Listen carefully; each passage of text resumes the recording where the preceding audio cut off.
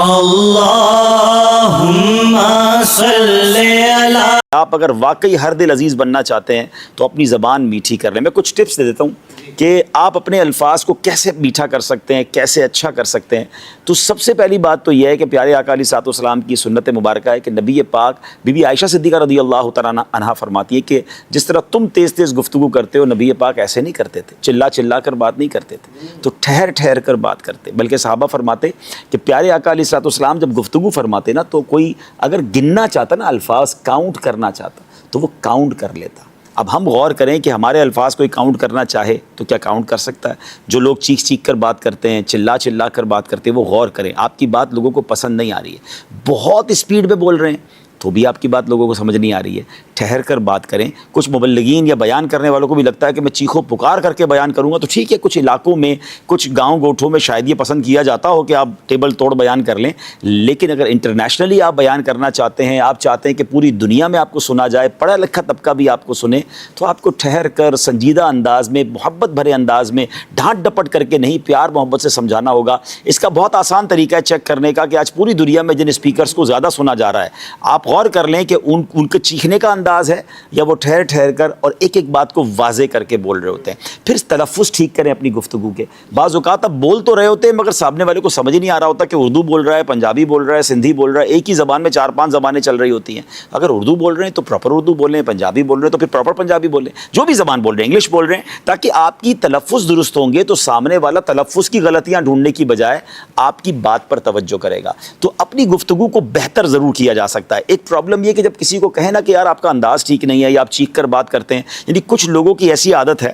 مجھے یاد ہے ایک بار ہم کسی سفر پہ تھے تو ہمارے برابر والے کمرے سے ایسا لگا لڑائی ہو گئی. ہم حالانکہ قافلے میں تھے, تو میں گیا, میں نے کہا اللہ خیر کرے, خیریت تو ہے؟ تو کہہ رہے ہم تو صرف باتیں کر رہے تھے.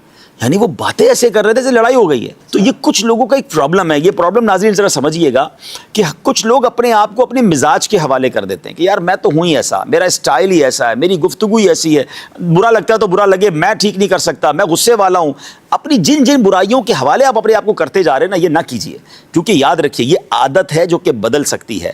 رنگ اور قد نہیں بدلا جا سکتا. کوئی افریقن کہے میں گورا ہو جاؤں, گورا کہے میں افریقن جیسا کالا ہو جاؤں, یہ نہیں ہو سکتا. قد آپ کا قدرتی ہے مگر مزاج بدلا جا سکتا ہے. کوشش کریں گے تو کہتے ہیں نا العلم بالتعلم الحلم بالتحلم.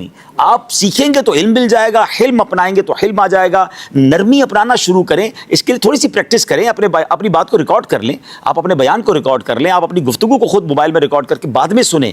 یقین کریں آپ کو اتنی بعض اوقات شرمندگی ہوگی کہ یار میں ایسے بات کرتا ہوں. ایسے بعض اوقات جملے ایڈ کیے ہوئے ہوتے ہیں جو سامنے والوں کو اریٹیٹ کر رہے ہوتے ہیں. ہم نے پچھلے دنوں بھی مثال دی تھی, چونکہ چنانچہ جیسا کہ حاجی صاحب, اور پھر تسبیحات وہ والی پڑھنا جہاں پڑھنے کا موقع نہیں.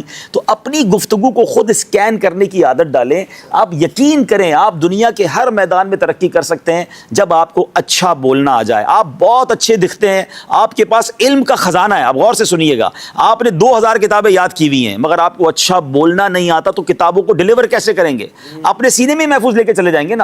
کچھ لوگوں کے پاس علم تھوڑا ہوتا ہے اشفاق بھائی, مگر وہ بولتے اتنا اچھا ہے کہ بڑے بڑے علم والوں سے زیادہ وہ لوگ ان کی بات سن رہے ہوتے ہیں. تو اٹ مینس آپ کا ڈیلیوری اگر اچھی ہے, آپ کو بولنا اچھا آتا ہے, آپ دنیا میں بہت آگے بڑھ سکتے ہیں. میٹھے بول اپنانے کی کوشش کریں. دیکھیں کون اچھی باتیں کرتا ہے, اس کو سنیں, انداز کو سنیں. آخری بات کر لیتا ہوں, ایک اور خوبصورت میں آپ کو ٹپ دے دیتا ہوں کہ آپ امیر اہل سنت کے مدنی مذاکروں کو ایز اے کلاس دیکھنا شروع کریں, ایز اے ٹیچنگ. ایک ورک شاپ لے لیں اس کو.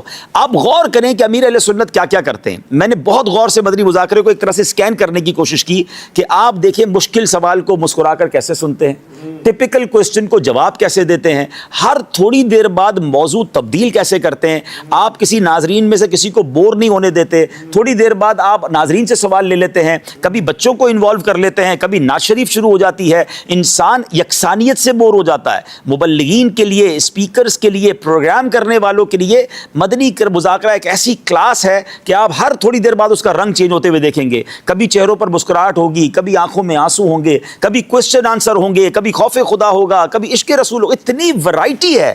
تو آپ کی ذات میں اگر ورائٹی نہیں ہے تو آپ بہت آگے نہیں بڑھ سکتے. ایک بات یاد رکھیے, پریڈکٹیبل نہ بنیے. کچھ لوگ پریڈکٹیبل ہیں, یعنی پریڈکٹیبل سے مراد یہ کہ ہمیں پتہ ہے یہ کیا بولے گا. جس دن آپ کے بارے میں یہ ہو گیا نا کہ جب بھی راشد بھائی بات کریں گے یہی والی بات کریں گے, تو آپ کو لوگ سننا چھوڑ دیں گے کہ یار ان کا تو ایک ہی ٹاپک ہے, ایک ہی انداز ہے. آپ کے اندر اتنا کچھ ہو کہ جب آپ بیان کریں, آپ کسی سے مشورہ کریں, آپ گفتگو کریں, بھائی یار کوئی نئی بات لے کر آئیں گے یہ ماشاءاللہ, ان کا مطالعہ اتنا اچھا ہے کہ آج یہ کسی نئے موضوع پہ بات کریں گے. تو جتنا انپریڈکٹیبل رہیں گے آپ, جتنی آپ کے اندر ماشاءاللہ مطالعہ ہوگا, آپ اپنی گفتگو میں تنوع لائیں گے, ورائٹی لائیں گے, انشاءاللہ لوگ آپ کو سنتے چلے جائیں گے.